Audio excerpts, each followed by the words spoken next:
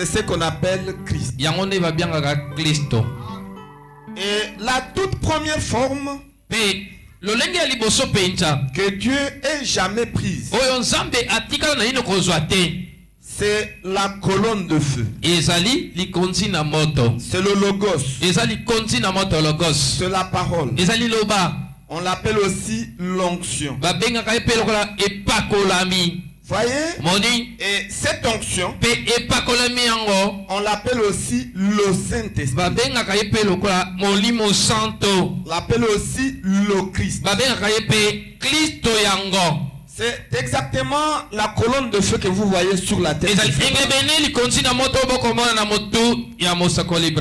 C'est la toute première forme que Dieu a prise lorsqu'il est sorti. Et sous cette forme, Dieu est devenu visible, mais non tangible. On peut le voir, mais on ne peut pas le toucher. Maintenant, le prophète montre que l'unique possibilité pour Dieu de devenir tangible, c'est lorsqu'il devient un homme. Dieu devient tangible uniquement lorsqu'il devient homme. Non, quand il devient homme, sous la forme de la colonne de feu, qu'on appelle aussi le Saint-Esprit, l'onction, Dieu est visible, mais il n'est pas tangible. Ainsi, toutefois que Dieu prend la forme d'un homme, pour devenir visible et en même temps tangible, cet homme-là est aussi appelé Christ. Le terme Christ signifie la personne ointe. Voyez? Donc le mot Christ a une double signification. D'une part, ça signifie l'onction, la parole, le logos. Et d'autre part, ça signifie la personne ou un homme qui reçoit cette onction. Tous deux sont appelés Christ. Christ onction et Christ un homme, la personne qui est ointe par cette onction.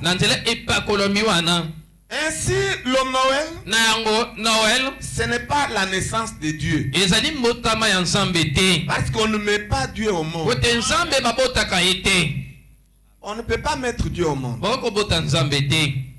Dieu ne peut pas naître. Dieu est infini. Il n'a pas de commencement de vie et il n'a pas de fin de jour. Il est éternel. Cependant, le Noël, c'est la naissance de Christ. Amen. C'est-à-dire la naissance de la personne. La naissance d'un homme à l'intérieur duquel Dieu devrait entrer pour y dresser sa demeure. C'est ça Noël. Ce n'est pas la naissance de Dieu, c'est la naissance de Christ. C'est-à-dire la naissance de la personne ointe à l'intérieur de laquelle Dieu devrait dresser sa résidence pour y demeurer. Voyez?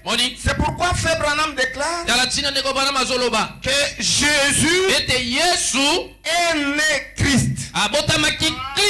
Amen. Voyez? Ce qui veut dire une personne ouinte. Et au 8e jour, il a reçu le nom de Jésus. Voyez? Et il est resté comme ça. Jusqu'à 30 ans. Et ce n'est qu'au Jourdain. Lors de son baptême, que Jésus a reçu la plénitude de Dieu. Et il a reçu Elohim, le fort. Et c'est à partir de ce moment que Jésus est devenu le Messie oint. Voyez-vous? Mais avant cela, il était Christ, possédant le nom humain de Jésus. Mais aujourd'hui, il est devenu le Messie oint. Si quelqu'un croit ça, qu'il dise Amen. Voyez? Et c'est pendant cette période, pendant cette cérémonie, que la voix est sortie du ciel, disant, celui-ci est mon fils bien-aimé, en qui j'ai trouvé plaisir de demeurer. Écoutez-le. Voyez, c'est à partir de ce moment-là que la voix est sortie du ciel. Et Frère Branham dit, il déclare dans le message intitulé La foi parfaite. Il n'y a-t-il pas quelqu'un pour projeter la foi parfaite? Pourquoi? Prêcher le 25 août 63.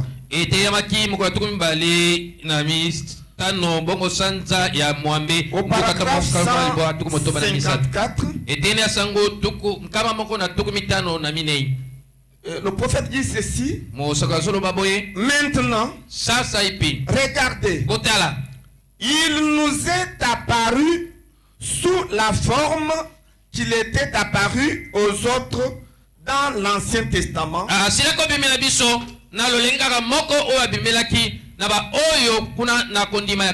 Et dans le Nouveau Testament. Et il a fait connaître le même Christ par la même parole. Et je vous déclare que Christ est le Saint-Esprit.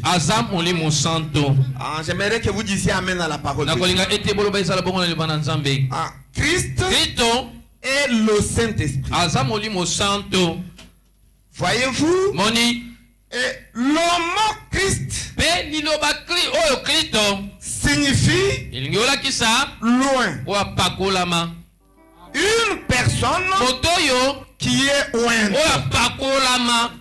C'est cela le Christ. Loin. Combien savent que c'est vrai? Loin. Il est dit qu'il y aurait un homme qui serait loin. Un homme qui serait loin. Loin de quoi? La Bible dit dans Acte 2, cet homme-là qui était né d'une femme, mais qui devait être loin, c'était qui? Que Jésus de Nazareth, cet homme à qui Dieu a rendu témoignage et qui loignit du Saint-Esprit, s'est mis au travail et fit de grandes œuvres. Voyez-vous? Et Dieu manifesta et prouva il était dans cette ombre. Donc cet homme-là qui était né et ensuite qui était oint pour devenir le Messie oint, c'est Jésus-Christ. J'aimerais que vous disiez encore Amen à la parole. C'est pour vous montrer que le mot Christ, ça signifie deux choses. Ça signifie l'onction et ça signifie aussi la personne qui est ointe de cette onction. En fait, entrer les frères qui sont dehors. Maintenant, le point 2. Pourquoi le Christ devait-il naître? Pourquoi le Christ devait-il naître? Christ était né dans le but de payer le prix du péché. J'aimerais que vous disiez Amen à la parole. Secouez celui qui est à côté de vous. Saluez-les. Christ était né dans le but de payer le prix du péché. Et c'est correct. Il était né dans le but de corriger l'erreur que notre père Adam avait commise dans le jardin d'Éden.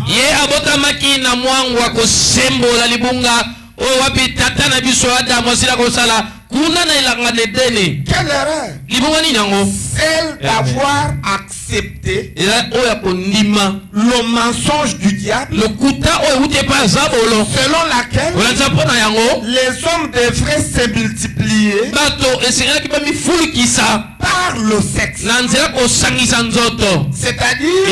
par l'union d'un homme et d'une femme.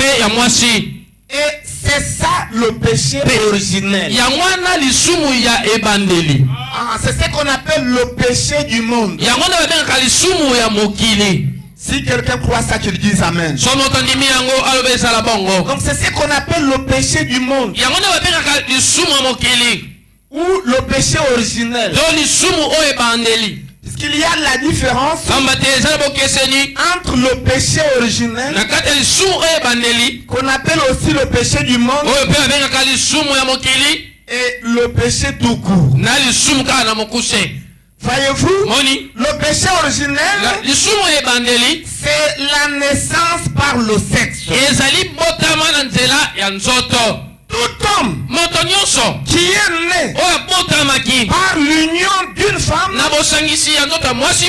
d'un homme, il est né dans le péché. Et dès qu'il naît, il est pécheur par naissance.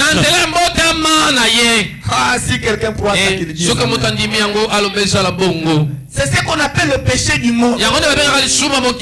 C'est pourquoi toute la terre était remplie des hommes et des femmes nés dans le péché. Et Job a déclaré: qui est l'homme pour se vanter devant l'Éternel? L'homme est né dans le péché. Il est conçu dans l'iniquité. Et il vient au monde proférant le mensonge. Voyez, tout le monde est né dans le péché. Maintenant, quel péché? Le péché originel, qu'on appelle aussi le péché du monde. Maintenant, le péché tout court, c'est quoi? Le péché tout court, c'est ce qu'on appelle l'incrédulité ou encore le doute. Et le péché tout court, c'est quand la parole de Dieu est manifestée dans la chair humaine. Mais vous, Vous refusez de croire. C'est ça le péché. Qu'on appelle le péché d'incrédulité. Voyez? Il est différent du péché du monde.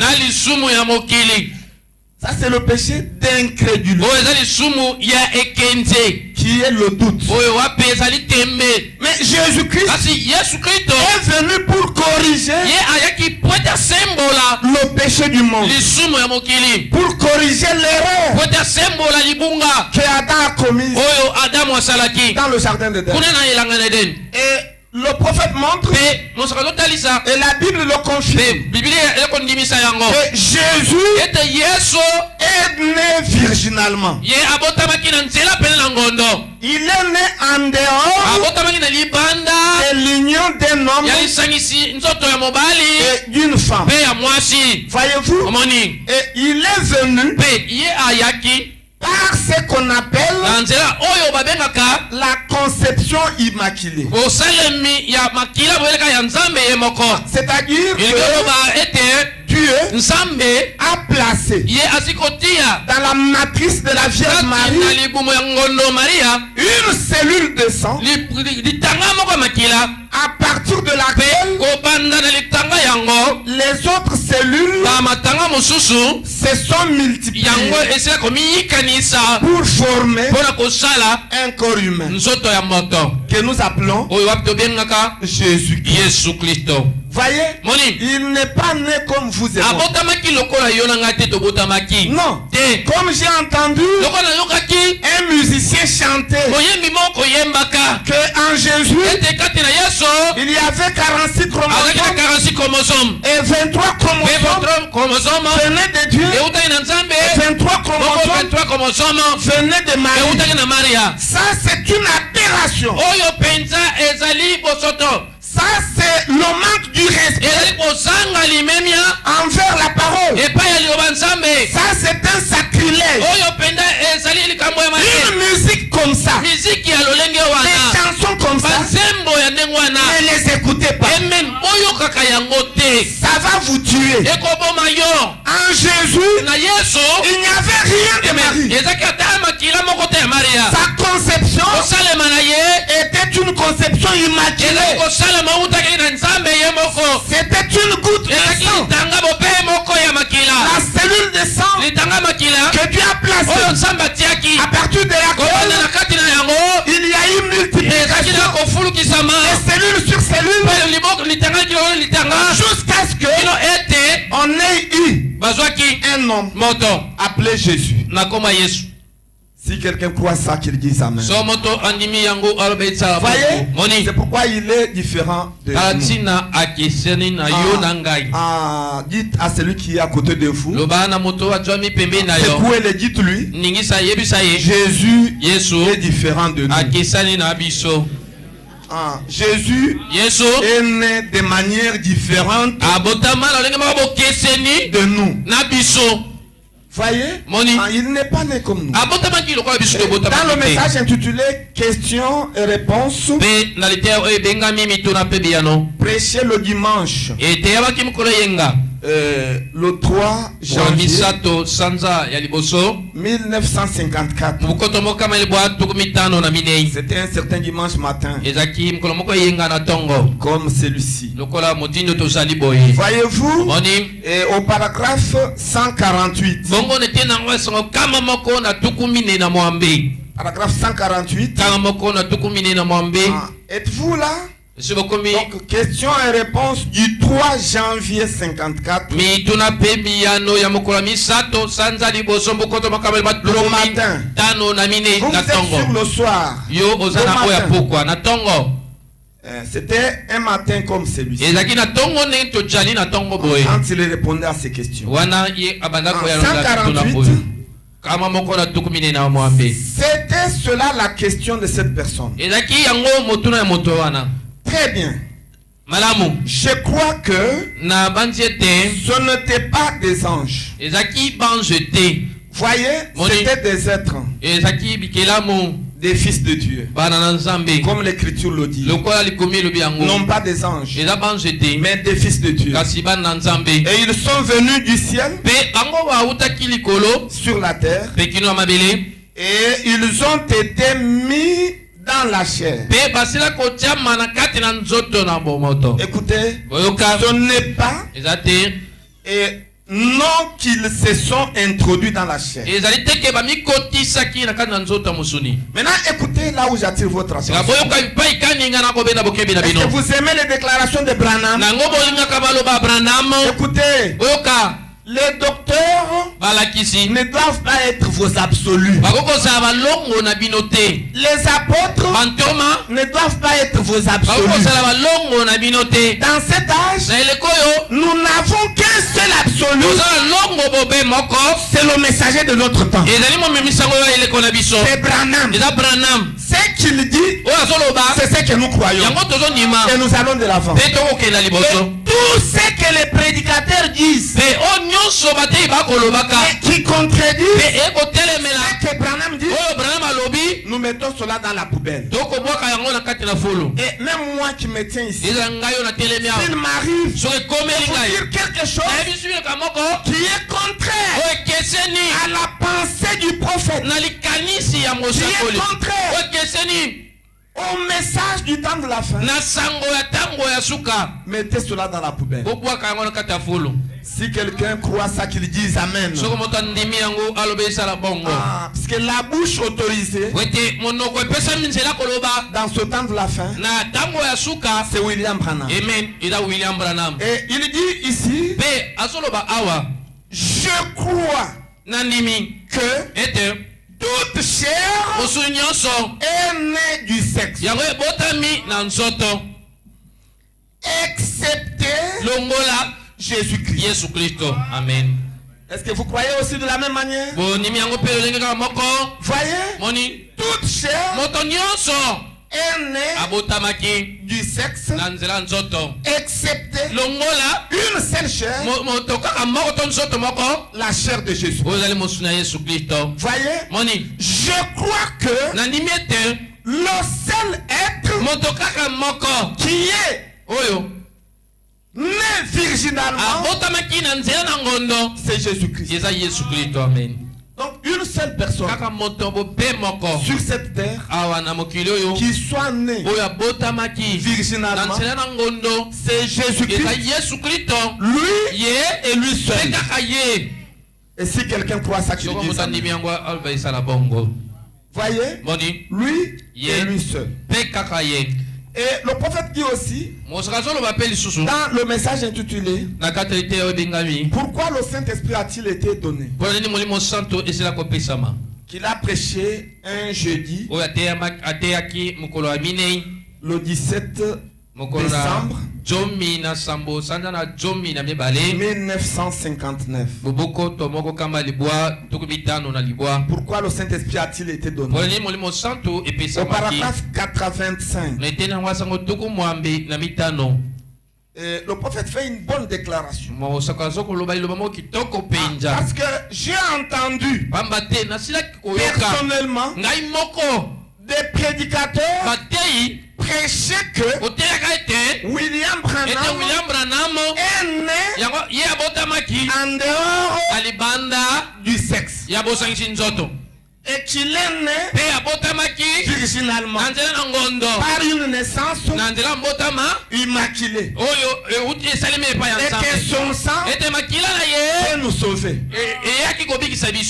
Voyez, il y a des fausses doctrines comme ça que vous entendrez, parce que ça passe sur les chaînes de YouTube, sur Facebook, mais soyez positionnés, peuple de Dieu. Est-ce que vous me faites confiance? Est-ce que vous faites confiance dans Branham? Est-ce que vous allez croire ce qu'il va dire maintenant? Écoutez ce que Branham dit. Il dit donc, aucun autre sang ne pourrait sanctifier les gens. Dites Amen. Aucun autre sang ne pourrait sanctifier les gens. Écoutez, je ne pourrais pas vous sanctifier. Branham dit qu'il ne peut pas nous sanctifier. J'aimerais que vous disiez encore un amen. Et dites à celui qui est à côté de vous. Dites-lui, Frère Branham ne peut pas nous sanctifier. C'est lui-même qui déclare. Voyez-vous, si quelqu'un vous dit autre chose que c'est que William Branham a déclaré, qu'il soit anathème. Voyez, il dit, je ne pourrai pas vous sanctifier. Et vous ne pourriez pas me sanctifier. Nous aussi, nous ne pouvons pas sanctifier frère Branham. Pourquoi? Parce que nous sommes tous aidés nés par le sexe. Frère Branham et vous et moi, nous sommes nés par le sexe. Et le père de Branham s'appelle Charles Branham. Et la mère de Branham s'appelle Ella Branham. Mais Jésus est né en dehors du sexe. Et Branham dit, c'est vrai. Donc, son sang était le sanctificateur. Et le seul sang sanctificateur qui puisse vous sanctifier, c'est le sang de Jésus-Christ. Si quelqu'un croit qu'il dit encore amen, gardez chaque chose à sa place. Et ne créez pas la confusion. Voyez-vous, c'est la raison pour laquelle Dieu a permis que son fils Jésus soit né. C'était pour corriger l'erreur que Adam avait commise, qui est de se multiplier par l'union d'un homme et d'une femme.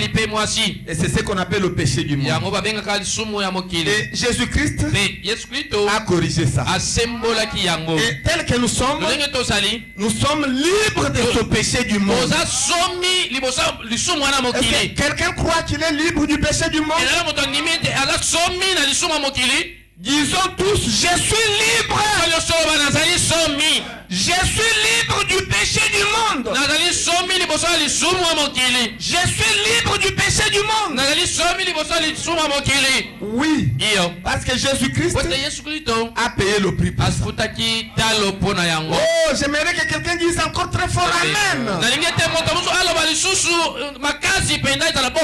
Voyez-vous, et nous passons au troisième point. Pourquoi Christ devait-il naître dans la ville de Bethléem? Il y avait beaucoup de villes. Et la plus grande ville, c'était Jérusalem, qui était la capitale. Et la ville de Bethléem était comptée parmi les petites villes. Elle n'était pas bien connue. Mais pourquoi Dieu a-t-il permis que son fils puisse naître à Bethléem? Et Frère Branham donne deux raisons pour lesquelles Jésus devrait absolument naître dans la ville de Bethléem.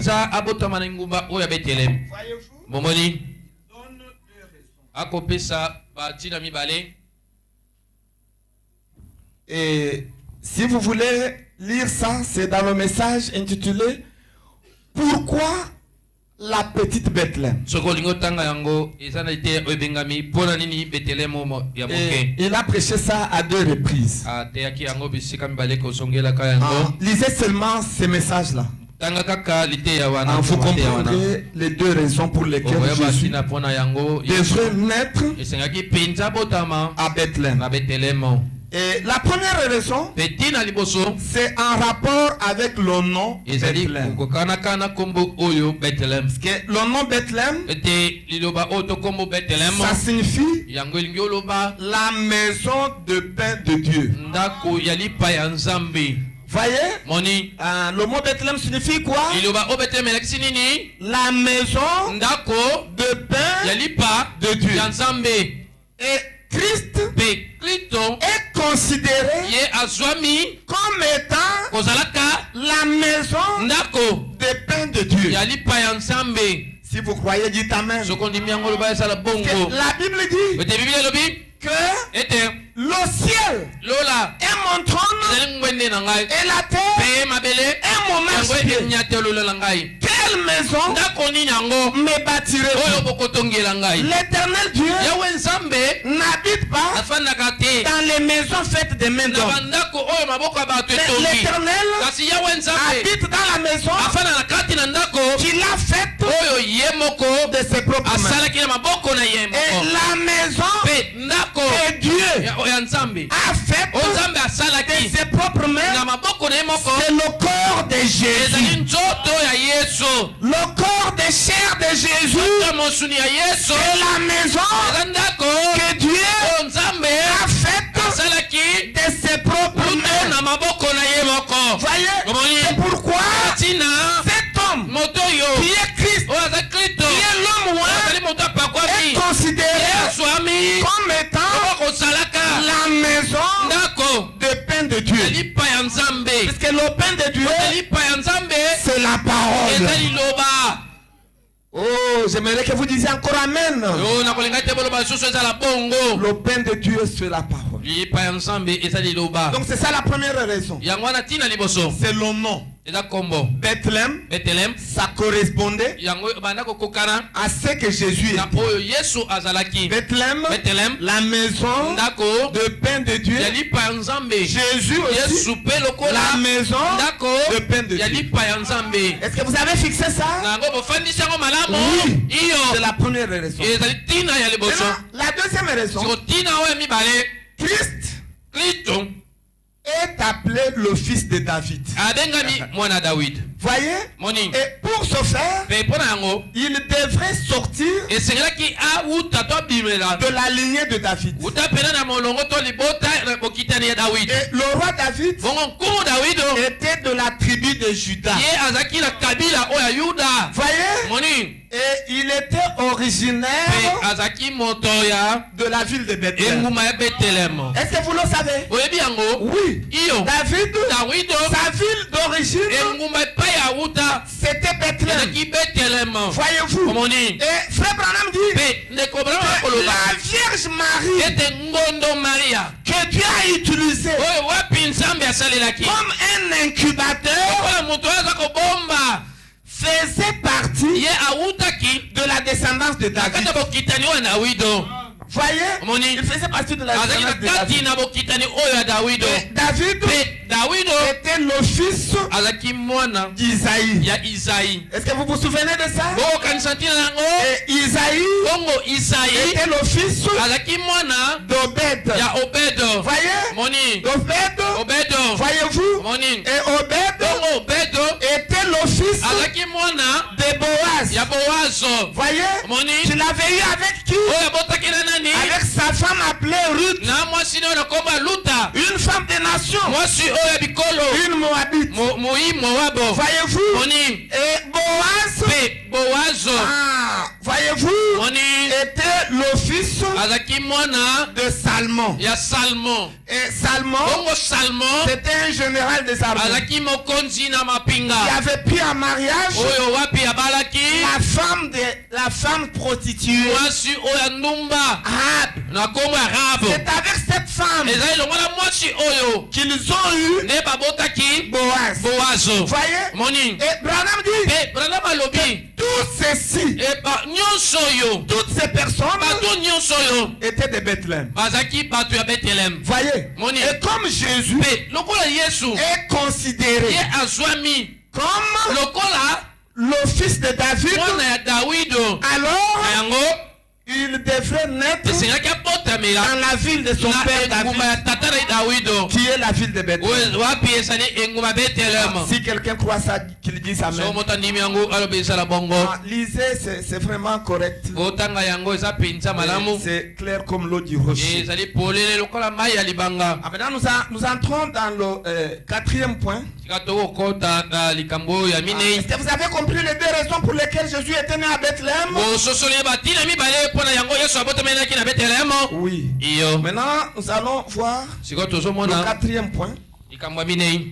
Christ était-il né le 25 décembre? Est-ce que Christ était né le 25 décembre?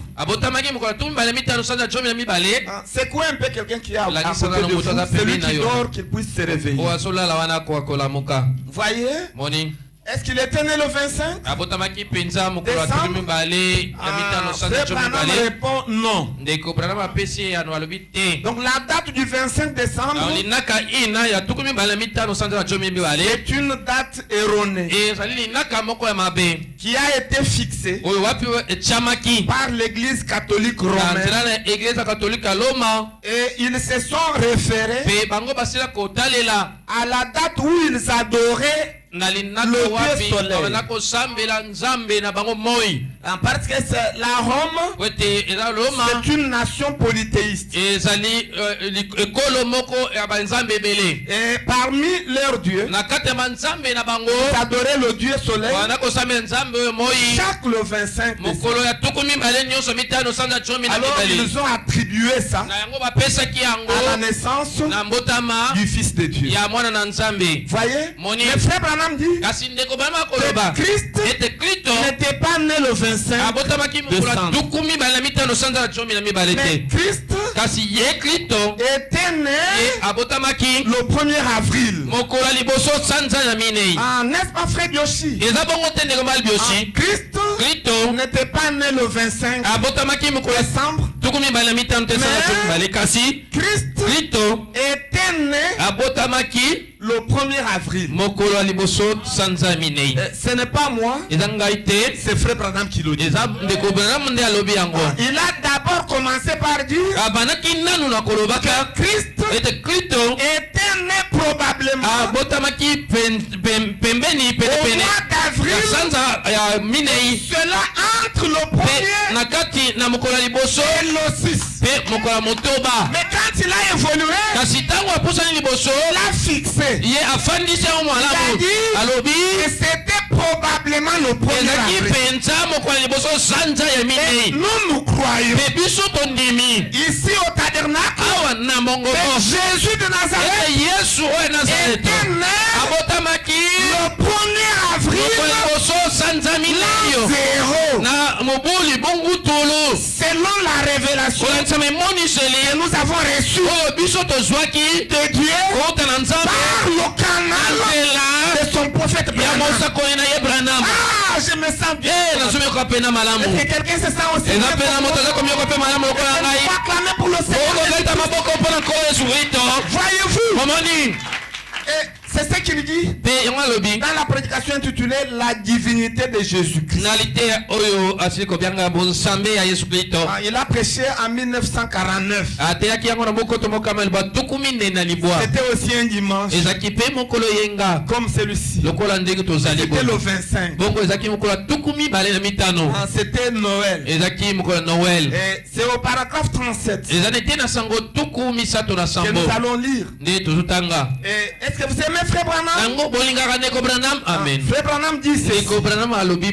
Il dit aujourd'hui, dans le monde entier, nous sommes, on célèbre la naissance de Jésus. Voyez? C'est qui maintenant n'est qu'une tradition. Voilà. Jésus n'est pas né le 5 décembre, ni le 25 décembre. nous savons que cela est impossible. Voyez pourquoi les collines de Judée étaient couvertes de neige en sautant là. Et les bergers ne pouvaient pas circuler. Et les brebis ne pouvaient pas circuler. Il y a deux raisons que Frère Branham a donné qui montrent que Jésus ne pouvait pas naître au mois de décembre. La première raison, elle est géographique. Je voudrais dire climatique. C'était l'hiver. Il y avait les amoncellements de neige. Personne ne circulait. Ça ne pouvait pas marcher. Et la deuxième raison, elle est agro-vétérinaire. Frère Branham dit que les agneaux naissent au mois d'avril. Voyez, ne fût-ce qu'avec cette raison, ça efface la date erronée que les catholiques ont imposée aux gens. Voyez, maintenant Frère Branham dit, comment donc pouvait-il en être ainsi? Ça ne pouvait pas marcher. Maintenant il dit, selon l'astrologie et autres, selon tout cela, Jésus naquit normalement le premier vers le 1er avril. Ainsi, c'était au printemps. Si quelqu'un croit ça, tu le dis. Nous sommes en train de lire, nous tous, n'est-ce pas? Jésus était né quand? Le 1er avril. Maintenant, Frère Branham dit, quand on se rassemble le 25, il dit, mais ceci, le 25 décembre, est un jour juste consacré à l'adoration. Ce qui est très bien.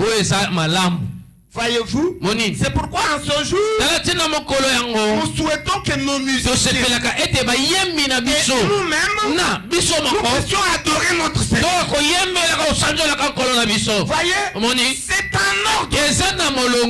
Si quelqu'un croit ça, qu'il dise amen. Parce que je sais, il y a des frères et sœurs qui critiquent cette manière de faire. Pourquoi vous vous rassemblez le 25 décembre? C'est un jour consacré à l'adoration. Ce qui est très bien. Et il continue de dire, en commémoration de sa venue dans le monde. Voyez, nous commémorons tout simplement sa venue dans le monde. Mais la date réelle de la naissance de Jésus-Christ, c'est quand? C'est le 1er avril à l'an 0. Est-ce que quelqu'un a compris ça, qu'il dise amen? Est-ce que nous pouvons acclamer très fort pour la gloire du Seigneur? Voyez, et nous allons au point 7. Maintenant, y a-t-il des similitudes entre la naissance de Jésus-Christ et la naissance de Frère Branham? Est-ce qu'il y a des similitudes? Les traits des concordances entre la naissance de Jésus-Christ et la naissance de Frère Branham? Est-ce qu'il y a? Est-ce qu'il y a des similitudes?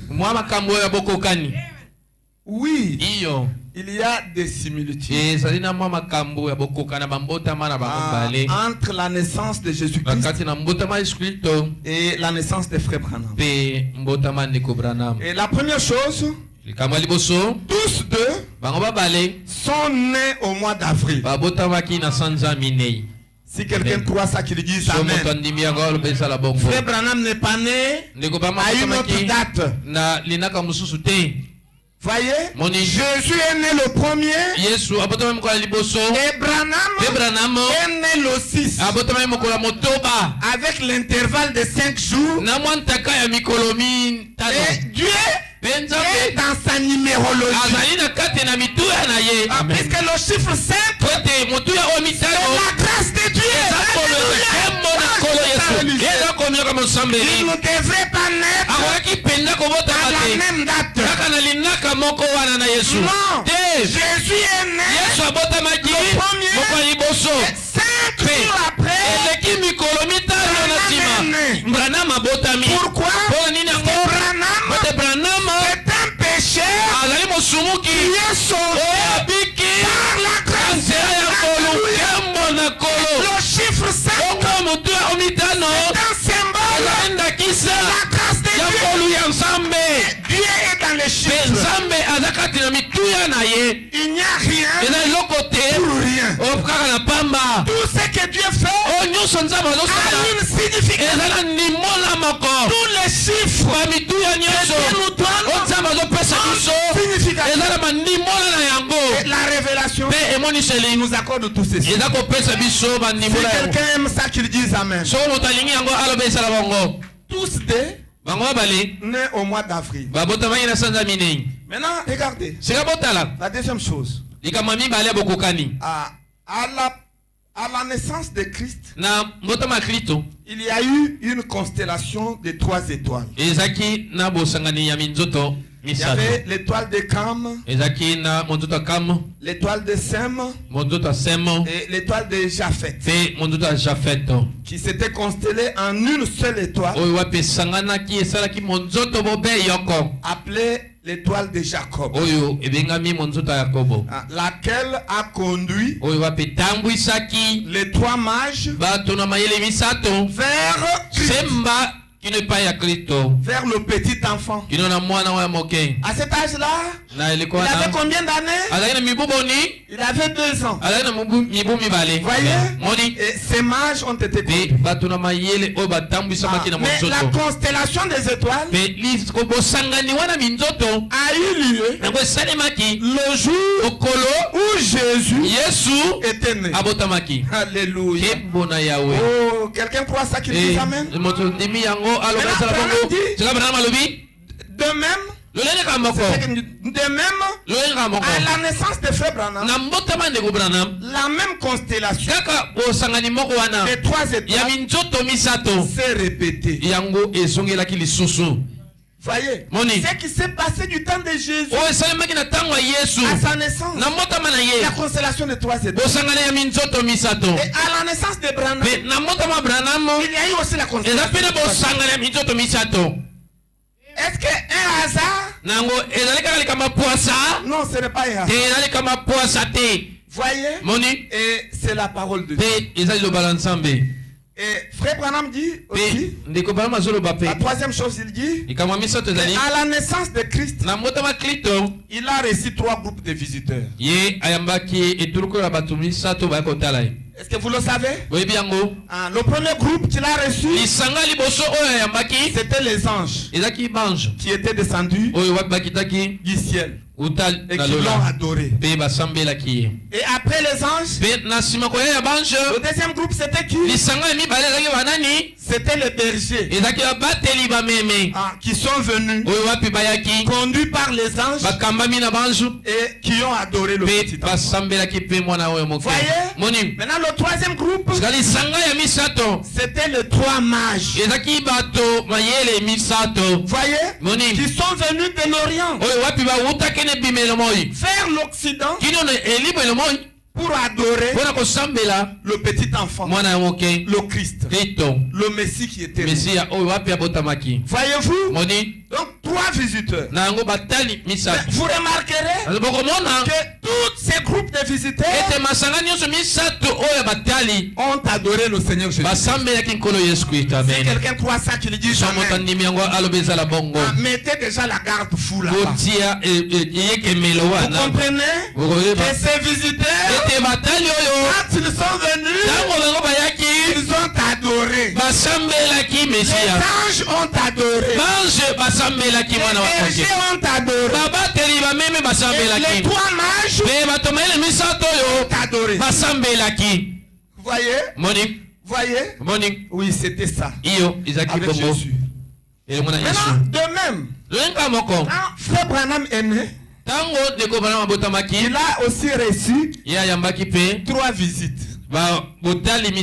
Voyez? Le premier visiteur qui a visité Frère Branham, c'était Elohim lui-même. Alléluia. Elohim lui-même qui a visité Branham. Sous quelle forme? Sous forme de la colonne de feu. Juste quand Frère Branham est né, 3 minutes après, la colonne de feu est entrée dans la petite cabane en tournoyant jusque sur la croix. Branham était. Voyez? Et sa mère, sa grand-mère, et son père, qui était dans la maison, ont vu ça. Placé sur l'enfant. Et Branham dit, c'est son premier visiteur. Amen. Si quelqu'un croit ça, qu'il dise amen. Et ça ne s'est pas arrêté. Juste pendant cette période-là, ils ont vu un petit oiseau du nom de rouge-gorge. Est-ce que quelqu'un connaît le petit oiseau rouge-gorge? Quand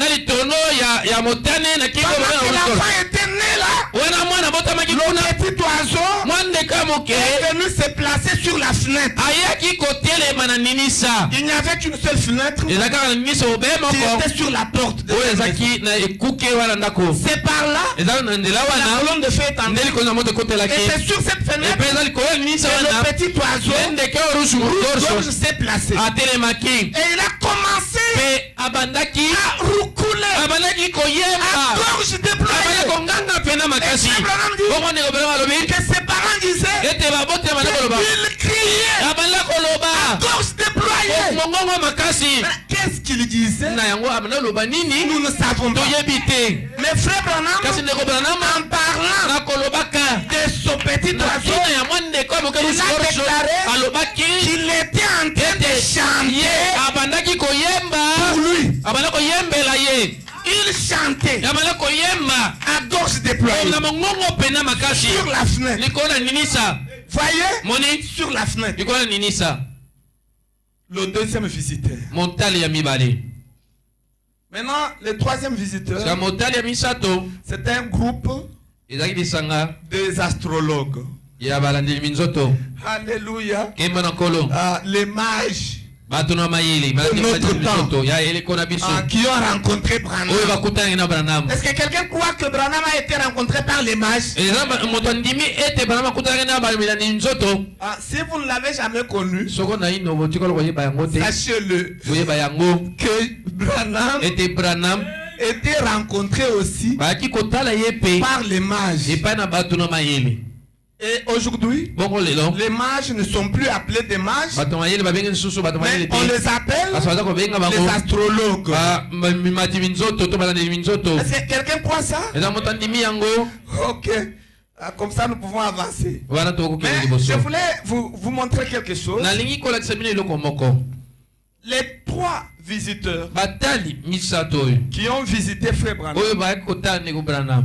ils ne l'ont pas adoré. C'est un détail important. Ils ont visité, mais ils n'ont pas adoré.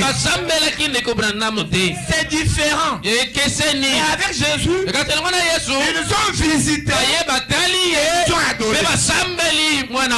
Si quelqu'un croit qu'il dise Amen. Il n'y a aucune écriture où les astrologues d'aujourd'hui aient adoré Frère Branham. Et Branham lui-même n'a pas dit que le rouge-gorge a adoré. Et il n'a pas dit non plus que la colonne de feu l'a adoré. Non. Puisque pour commencer, la colonne de feu, c'est Elohim lui-même. C'est l'adorable. C'est différent. Maintenant, dans la prédication intitulée Comment l'ange est venu à moi, c'est prêché en 1955.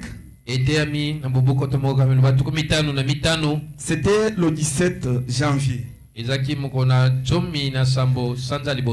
Comment l'ange est venu à moi. 17 janvier 55. Et puis nous allons commencer par le paragraphe 167. Nous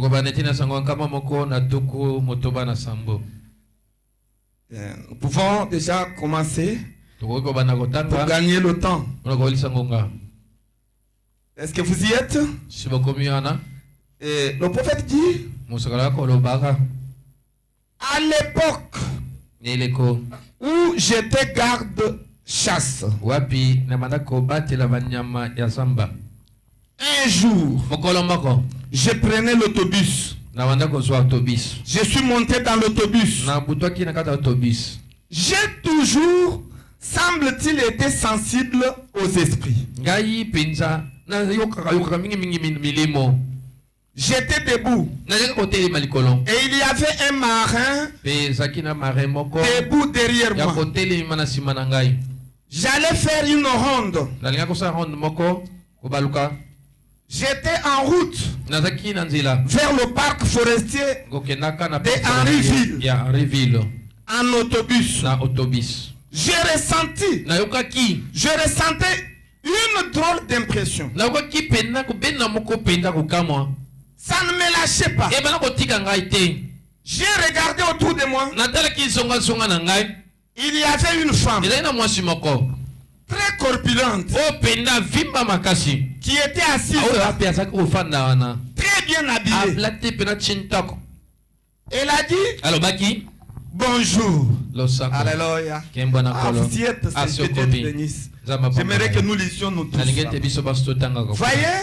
Et très corpulente. Elle a dit bonjour. Et j'ai dit bonjour. J'ai pensé que c'était seulement une femme. Vous savez, qui parlait. Alors j'ai continué. Elle a dit, j'aimerais vous parler un instant. J'ai dit, oui madame. Je me suis retourné. Et elle a dit, savez-vous que vous êtes né sous un signe?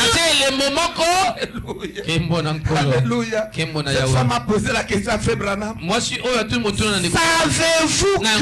êtes né sous un signe?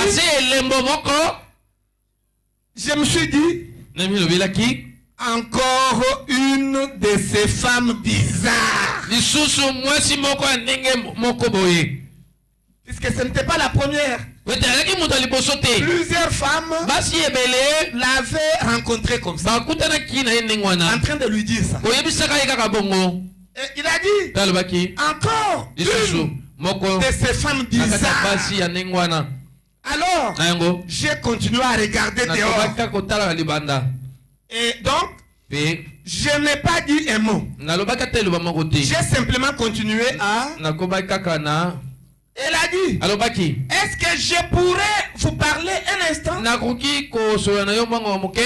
J'ai simplement continué. Elle a dit, alobaki n'agissez pas comme ça. Parce que Branham ne voulait pas que cette femme là. Et j'ai simplement continué à regarder devant moi. Je me suis dit, ce n'est pas très courtois. Elle a dit, j'aimerais vous parler un petit instant. J'ai simplement continué à regarder devant moi. Je ne voulais pas prêter attention à elle. Puis, je me suis dit, je crois que je vais voir si elle dira comme les autres. Je me suis retourné. J'ai pensé, oh là, oh là là, oh là là, oh là là, ça me mettrait dans tous mes états. Je le sais. En effet, je n'aimais vraiment pas penser à ça. Je me suis retourné. Elle a dit, il vaudrait peut-être mieux que je m'explique. Non, cette femme-là lui a dit, je voudrais m'expliquer. Elle a dit, je suis astrologue. Elle s'est présentée. Je suis astrologue. J'ai dit, j'ai bien pensé que vous étiez quelque chose du genre. Elle a dit, je suis en route pour Chicago. Je vais visiter mon fils qui est prédicateur baptiste. J'ai dit, oui madame. Elle a dit, quelqu'un vous a-t-il déjà dit que vous étiez né sous un signe? Écoutez la question. Quelqu'un vous a-t-il déjà dit que vous étiez né sous un signe? J'ai dit, non madame. Je lui ai menti. Parce qu'il y avait déjà des gens qui lui avaient parlé. Là, voyez-vous. Et j'ai dit, je voulais seulement voir ce qu'elle allait dire. Et elle a dit, j'ai dit, non madame. Et elle a dit, est-ce que des prédicateurs ne vous ont jamais dit ça? J'ai dit, je n'ai rien à voir avec les prédicateurs. Et elle a dit, en bon. Et j'ai dit, elle m'a dit, eh bien,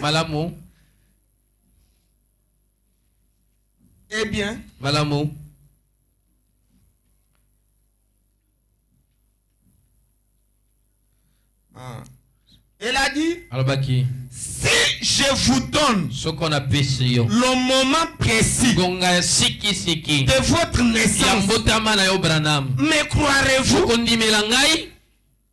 Écoutez la question. Si je vous donne le moment précis de votre naissance, me croirez-vous? J'ai dit, non madame. Elle a dit, eh bien, je peux vous donner le moment de votre naissance. J'ai dit, je ne crois pas ça. Elle a dit, vous êtes né le 6 avril 1909 à 5 h du matin. Alléluia. C'est ça la date de naissance de Frère Branham. Et les astrologues connaissaient ça. Que Branham était né le 6 avril 1909 à 5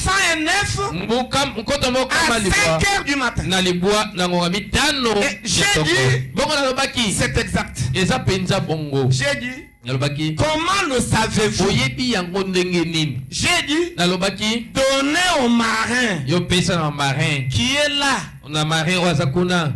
le moment de sa naissance. Elle a dit, je ne peux pas. J'ai dit pourquoi.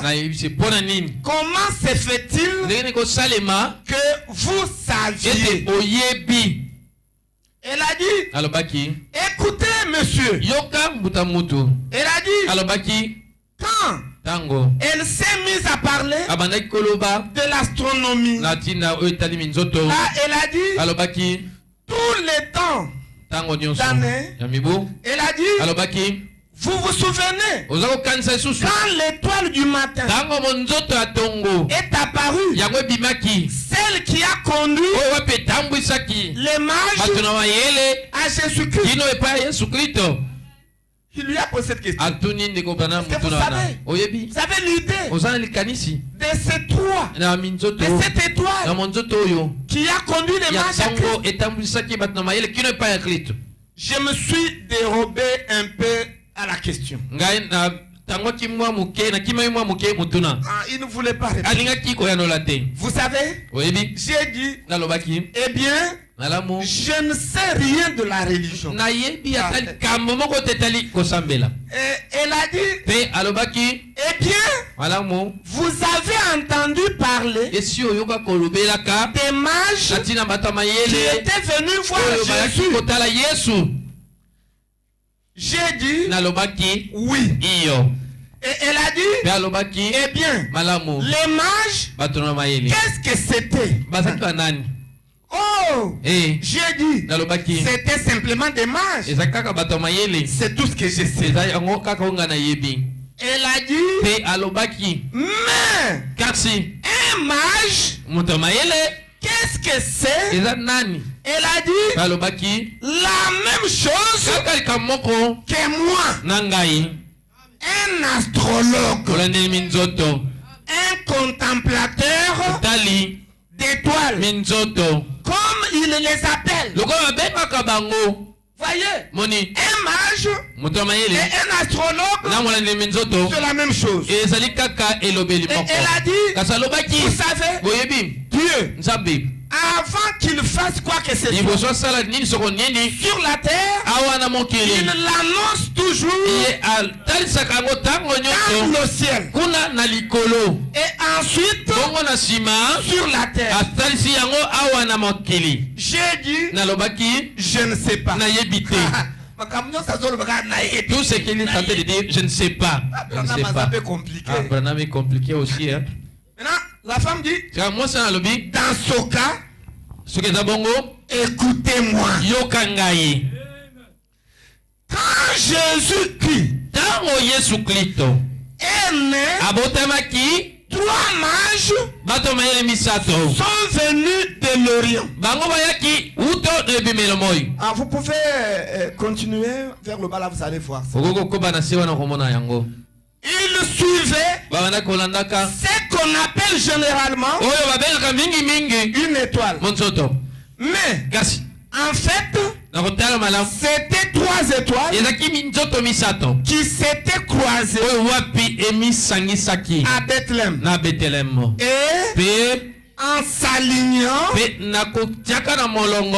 elles avaient formé cette étoile unique qui s'est arrêtée au-dessus de Christ. Voyez, qui s'est arrêté au-dessus de Christ. C'est alors que Dieu a envoyé le plus grand don qu'il ait jamais fait au monde. Lequel? Son fils unique. C'est le plus grand don que Dieu n'ait jamais envoyé. Maintenant, quand les mages sont répartis, les trois étoiles se sont séparées. Et depuis, elles ne se sont jamais croisées de nouveau.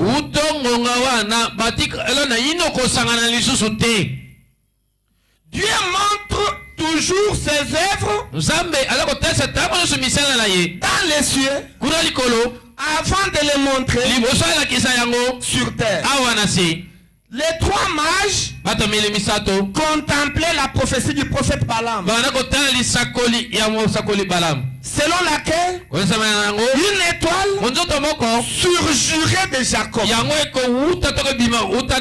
C'est pourquoi on l'appelle l'étoile de Jacob. Continua-t-elle en me citant de nombreux versets que je ne connaissais pas. Mais j'écoutais avec beaucoup d'attention. Alors qu'elle continuait à me parler.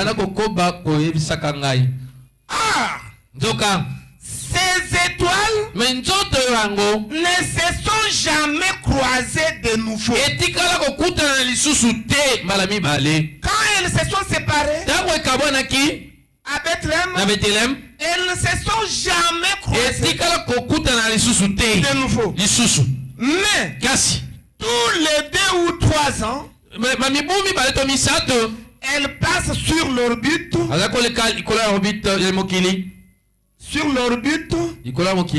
l'une de l'autre. Et quand cela se produit, ça fait quoi? Cela indique qu'un hommage à la naissance de Jésus, un autre don est envoyé sur terre. Un hommage à la naissance de Jésus, un autre don est envoyé sur la terre. À votre naissance, ces étoiles se sont croisées. Si quelqu'un croit, à la naissance de Branham, les 3 étoiles se sont croisées et ils ont formé l'étoile de Jacob. Voyez, une étoile. Maintenant, écoutez ce que cette mage-là, cette astronaute a fait. Une étoile, vous suivez. Quand vous êtes monté dans l'autobus à Jeffersonville. Alléluia. Tout le monde ne voyait pas ça. Mais cet astronaute qui est une mage de notre temps, voyez ça. Il voyait une étoile au-dessus des frères Branham. Et quand frère Branham se déplace, cette étoile se déplace. Quand frère Branham va à gauche, l'étoile va à gauche. Au-dessus des frères Branham. Les autres personnes ne voyaient pas. Mais ces astronautes voyaient. Et même du temps de Jésus, il n'y a que les 3 mages qui voyaient l'étoile de Jésus. Tous les autres habitants de la terre n'avaient rien vu. Et ils ne voyaient rien. Voyez, est-ce que cette histoire-là qui s'est passée à l'est, elle s'est répétée à l'ouest. Et si quelqu'un croit ce matin qu'il dise Amen. Maintenant cette femme a dit à Branham, une étoile, vous suivez quand vous êtes monté dans l'autobus à Jeffersonville. J'ai vu l'étoile au-dessus de vous. Et je ne comprends pas qu'on ne vous ait jamais parlé auparavant. Alléluia. Il y a une étoile. Puisque frère Branham, c'est le Christ de notre âge. En réalité, c'est la petite Bethléem. À l'intérieur de laquelle Jésus doit naître. Et ce que vous voyez au-dessus de lui, c'est l'étoile de Jacob. À l'intérieur là, il y a la constellation de 3 étoiles. L'étoile de Cam, l'étoile de Seth, l'étoile de Japheth. Constellé en une seule étoile. Appelée l'étoile de Jacob. Et cette étoile s'est placée sur la petite Bethléem. C'est pourquoi Frère Branham a prêché. Pourquoi fallait-il que ce soit seulement la petite Bethléem? Jésus ne pouvait pas naître partout. Mais Jésus devait naître dans une seule ville qui était la petite Bethléem. Écoutez, et quand les seaux s'ouvrent, Jésus-Christ est né sur la terre. Et Jésus ne sera pas né partout. Il ne sera pas né chez les méthodistes. Il ne sera pas né chez les baptistes. Il ne sera pas né chez les catholiques. Mais il sera né dans la petite ville, la petite Bethléem de Judée. Et nous n'avons pas honte de vous dire que la petite Bethléem de Judée, c'est Branham. Au-dessus de lui, il y a l'étoile de Jacob. Et à l'intérieur de lui, Jésus-Christ, qui est la parole. Oh, je me sens béni. Frère Branham dit, quand on parle de Jésus, Jésus est la parole. Et la parole est née dans nos cœurs de cet homme. Et c'est ce qui nous donne la vie. Quand vous croyez, la même vie qui est en lui est entrée en vous. C'est alors que vous aurez le véritable baptême du Saint-Esprit. Ne vous contentez pas du Saint-Esprit de pentecôtiste ou d'Adinabal. Mais le véritable baptême du Saint-Esprit, c'est quand vous recevez le messager de votre temps. Il est la petite Bethléem. Jésus est né dans cet homme. C'est ça même le véritable Noël. C'est la naissance de Christ dans l'homme, dans la petite Bethléem, avec au-dessus de lui l'étoile de Jacob. Alléluia. Je sais que c'est un peu dur, mais croyez, c'est la parole de Dieu. C'est la parole de Dieu. Et ça vous sauve. Est-ce que quelqu'un a cru ça? Que vous avez cru ça? Oh là là. En tout cas, le temps file. Oh là là. Ah, maintenant, le point suivant. Le point suivant. Pourquoi Dieu a-t-il permis que la naissance de Frère Branham soit aussi étrange comme celle de Jésus? Pourquoi? Pourquoi il a permis ça? C'est parce que Christ devrait emprunter le corps des chairs de Frère Branham pour briser les sceaux, afin de terminer l'œuvre de la rédemption. L'œuvre dont la première partie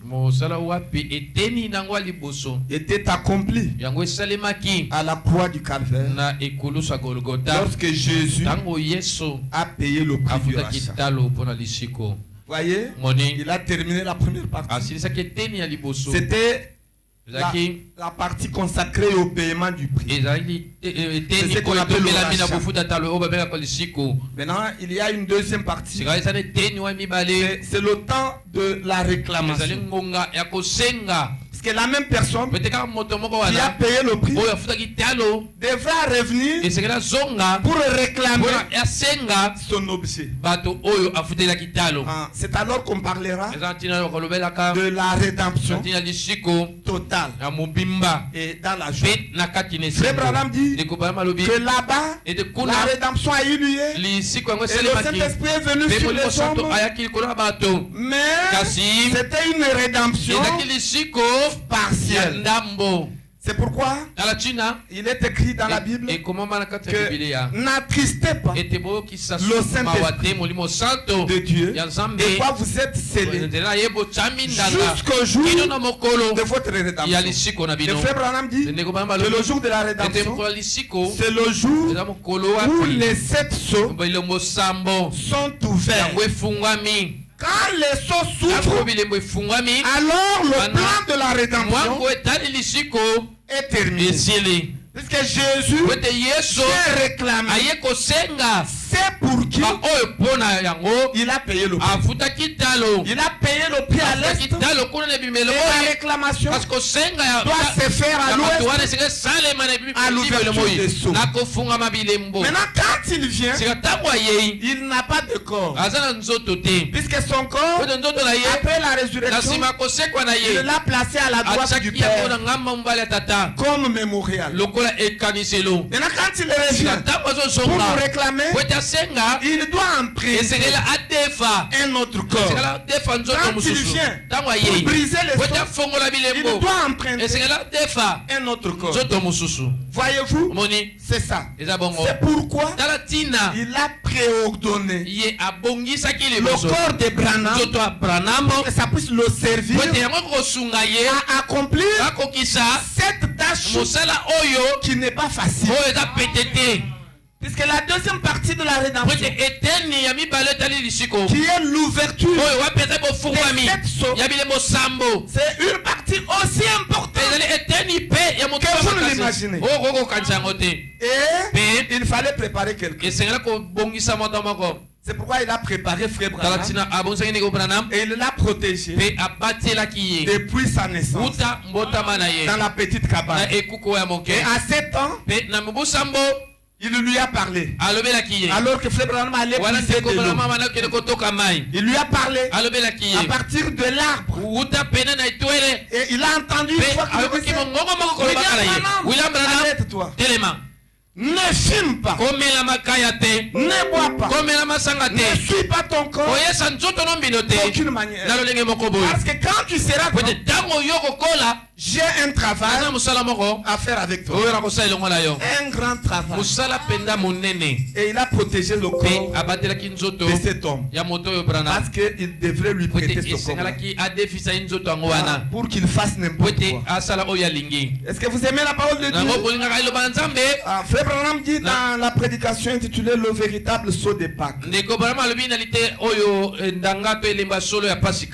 C'est prêché le dimanche le 2 avril 61. C'était aussi un dimanche, le paragraphe 218. Le prophète dit quelque chose ici. Il dit, voyez simplement s'il est toujours le souverain sacrificateur qui peut compatir à nos faiblesses. Je vous ai jamais vu de ma vie. Il parle à quelqu'un. Vous m'êtes étrangère. Je ne sais rien à votre sujet. Dieu vous connaît. Et s'il peut me révéler par son Saint-Esprit le Christ ressuscité qui est venu ici et me donner une résurrection temporaire par son esprit, de sorte que mon esprit s'en aille maintenant et son esprit entre Pour faire quoi? Pour montrer donc si oui ou non il est vivant. Maintenant, je ne vous connais pas. C'est moi. Moi et mon esprit, nous ne vous connaissons pas. Mais lui vous connaît. Écoutez maintenant là où j'attire votre attention. Mais il désire emprunter mon corps pour prouver qu'il est le Christ ressuscité. Alléluia. Aujourd'hui, la preuve que Christ est ressuscité, il emprunte le corps de Branham. Et il dit, je suis très heureux de le lui prêter, de le lui donner pour tout ce qu'il peut en tirer. Je me sens bien. J'aimerais répéter. Est-ce que vous voulez qu'on puisse répéter ça? Mais il désire emprunter mon corps pour prouver qu'il est le Christ ressuscité. Je suis très heureux de le lui prêter, de le lui donner pour tout ce qu'il peut en tirer. Donc tout ce qu'il veut faire avec son corps, il va le faire. Si quelqu'un croit ça, qu'il dise ça. Donc le corps de Branham, c'est le corps que Jésus a emprunté pour accomplir beaucoup de choses. Voyez-vous, parce qu'il n'est pas venu avec son propre.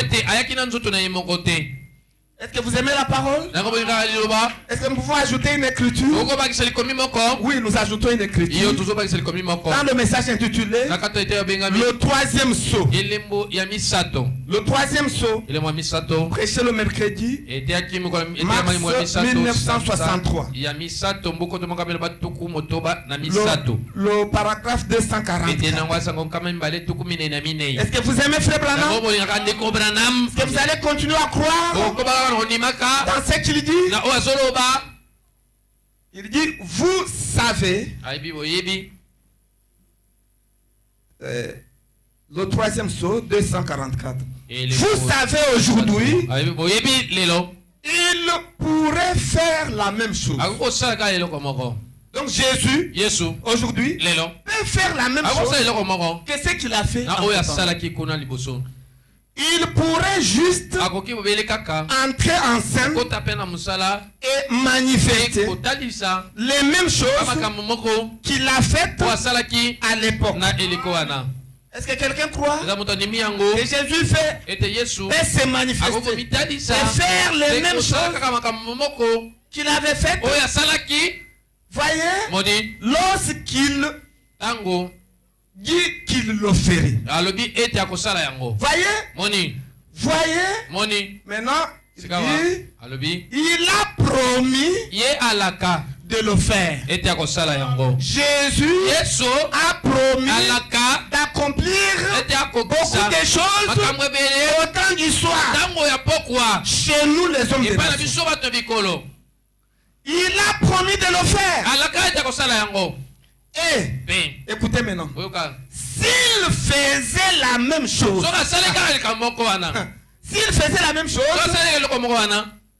le messager de Laodicée est censé le faire. Amen. Si aujourd'hui Jésus doit faire quelque chose en rapport avec la rédemption, c'est le messager de Laodicée qui doit le faire en lieu et place de Jésus.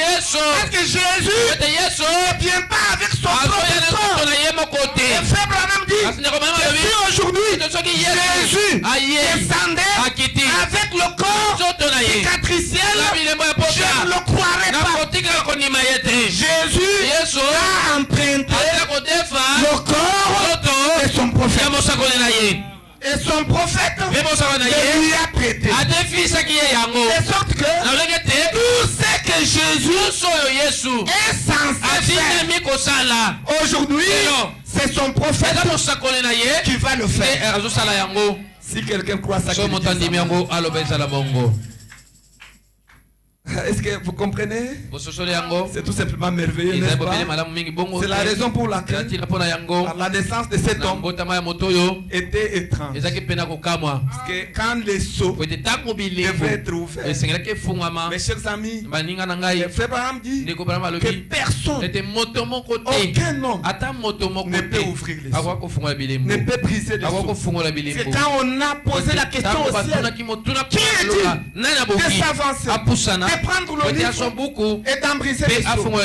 Au ciel, il n'y avait personne. Sur la terre, il n'y avait personne. Dans les eaux profondes, il n'y avait personne. Une seule personne était capable de s'approcher. C'est le Seigneur Jésus. Lui et lui seul. Branham dit tous les autres hommes n'étaient même pas capables de regarder le livre. Ils ne pouvaient pas regarder. Ils ne pouvaient pas. Seul Jésus était capable. C'est pourquoi il est venu comme un agneau. Un agneau comme immolé. Comme l'ancien a dit à Jean, alors qu'il pleurait déjà, il lui a dit: Jean, ne pleure pas.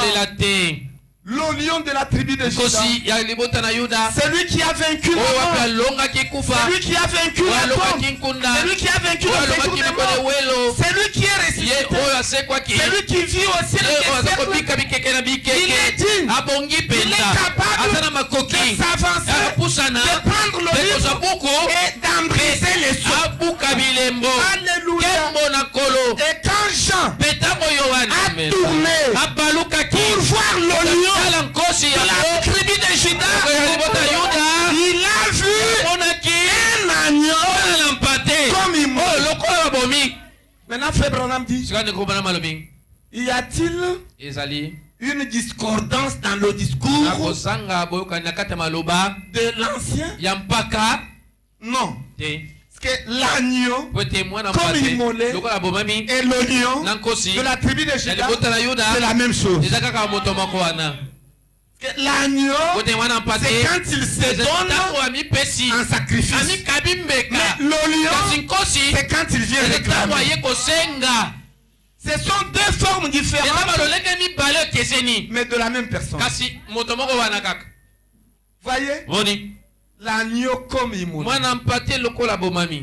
Et c'est lui qui s'est avancé. Le frère Branham dit que cet agneau-là comme immolé, ce n'était pas lui, frère Branham.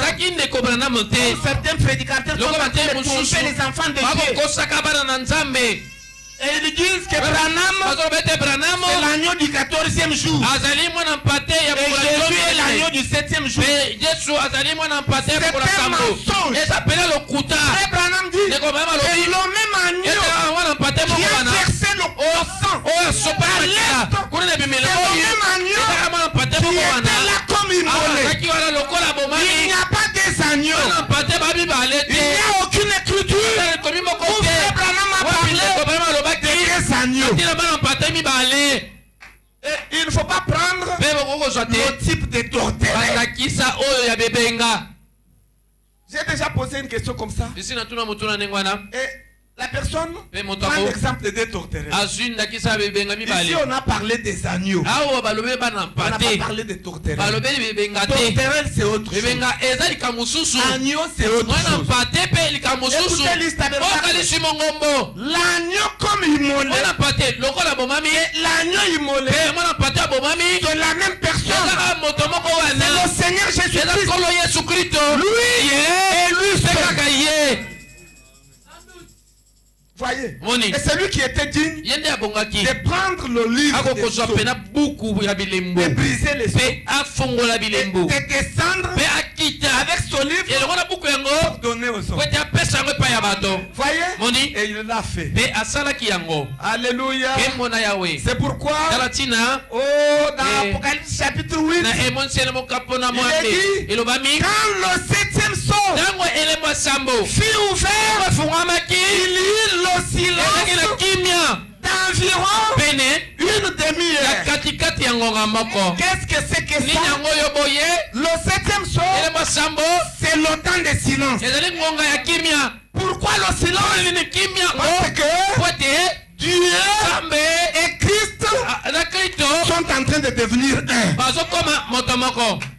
Parce que le septième sceau, c'est le mystère de Dieu en Christ. Voyez? Et c'est ce que Dieu a accompli. Alléluia. Oh, j'aime l'histoire de la rédemption. Je peux voir le papa de Billy. À un moment donné, quand Jésus a trouvé que les sceaux devraient être brisés, il faut que ça soit prêché. Il a regardé sur la terre. Personne n'avait cette capacité de supporter la présence de Jésus pour briser les sceaux. Mais une seule était capable. C'était Branham. Il a regardé. Il l'avait préservé depuis le berceau. Et si Branham n'a jamais fumé. Branham n'a jamais bu d'alcool. En dehors de sa propre femme, Frère Branham n'a jamais suivi son corps. Ne vous comparez pas à Branham. C'est un corps sanctifié depuis le berceau jusqu'à son départ. Et quand Dieu a vu ça, il l'a pris. Alléluia. Et il est venu, il lui a donné une vision. On appelle la vision de la déflagration. Une vision qui a intrigué Frère Branham.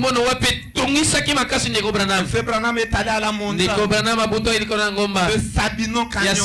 Alléluia. Pour prier, afin que Dieu lui donne l'interprétation de la vision.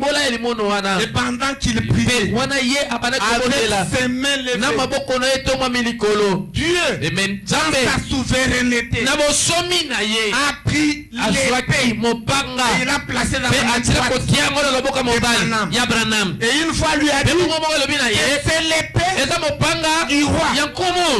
Et l'épée symbolise la parole. Et il a arrêté de prier. Il est rentré.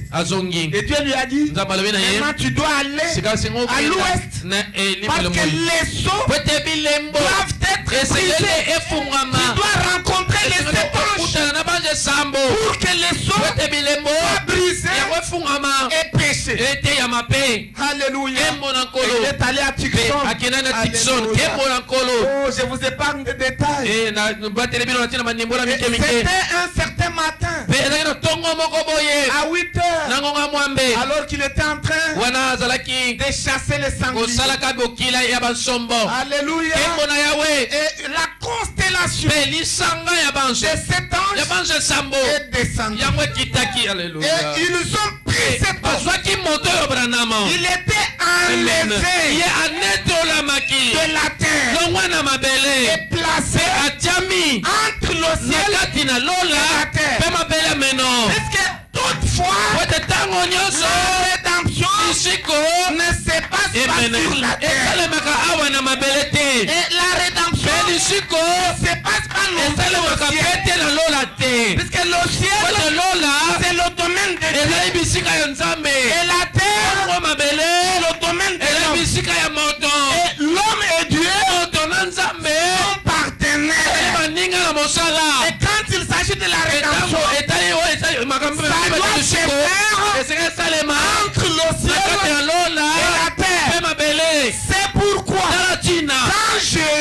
Yesu devait mourir.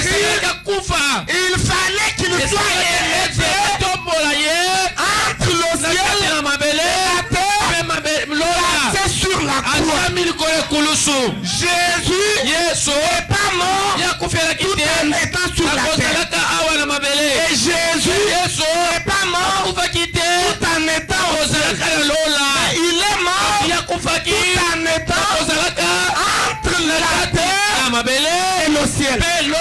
Puisque c'est dans cet espace où se passe le rachat.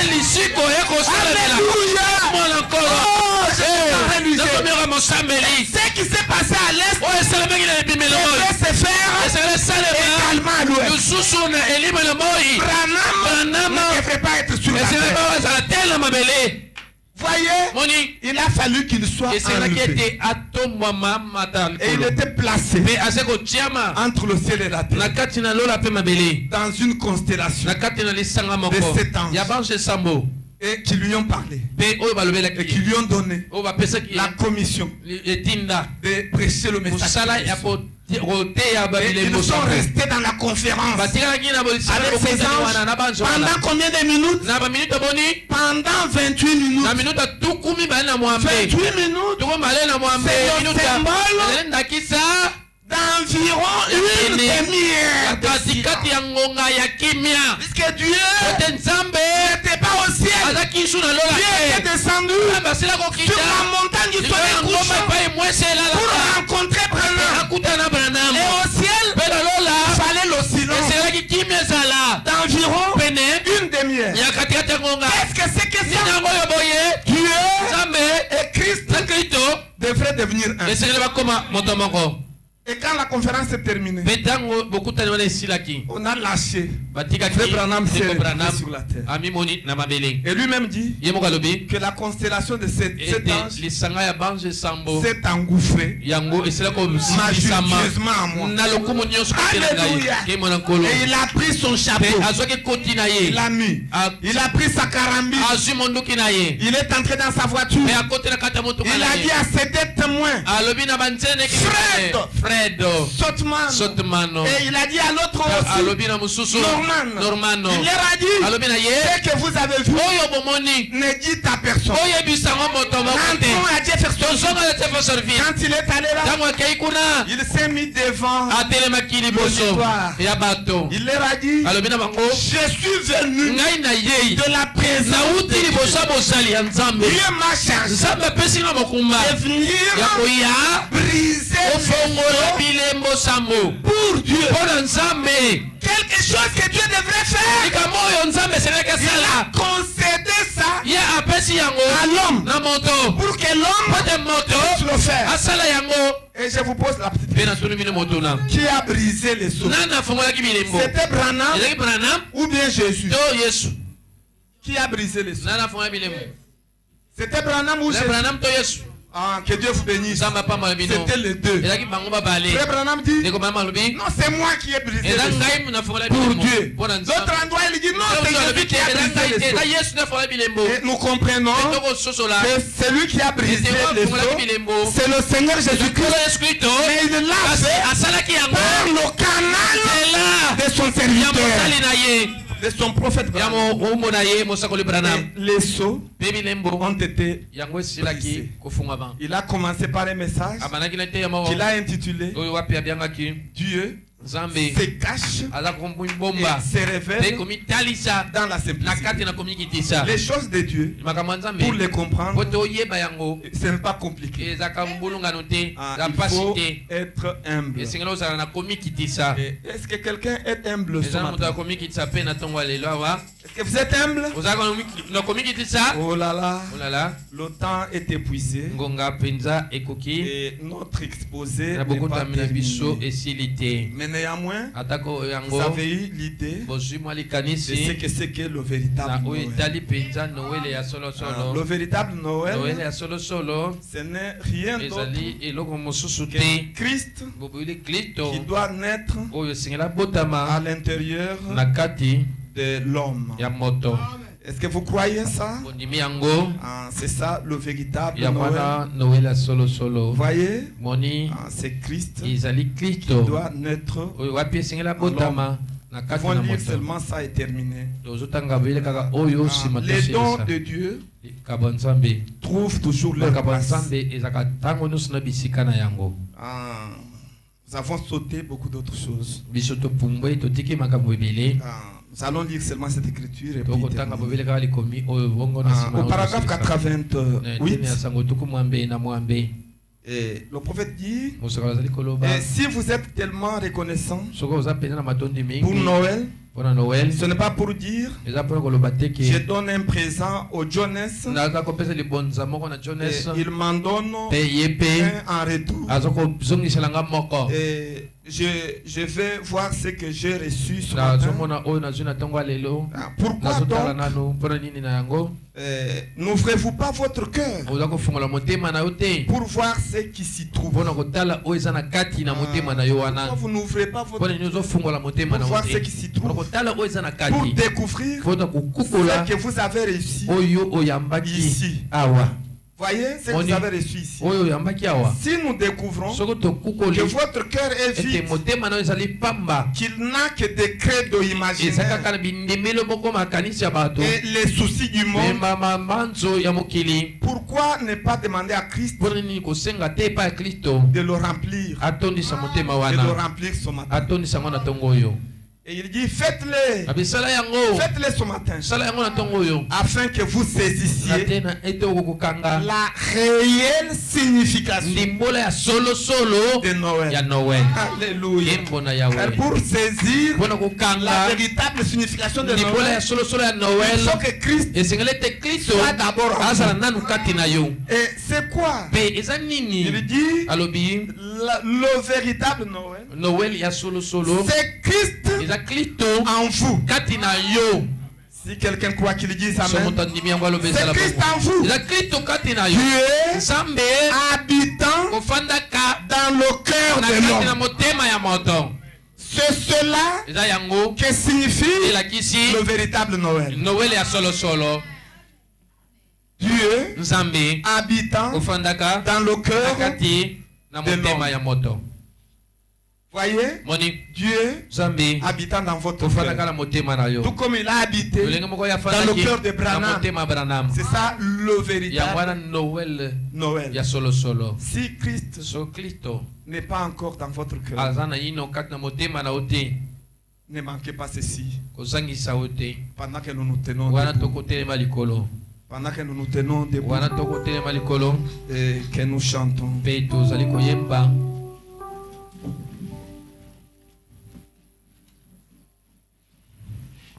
Le véritable Noël, c'est Christ en vous, l'espérance de la gloire. C'est Dieu qui habite dans votre cœur, comme il a habité dans le cœur de son serviteur Branham.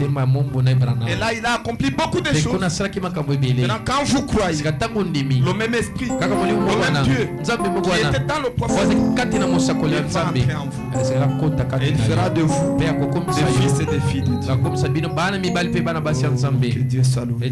Nous allons chanter.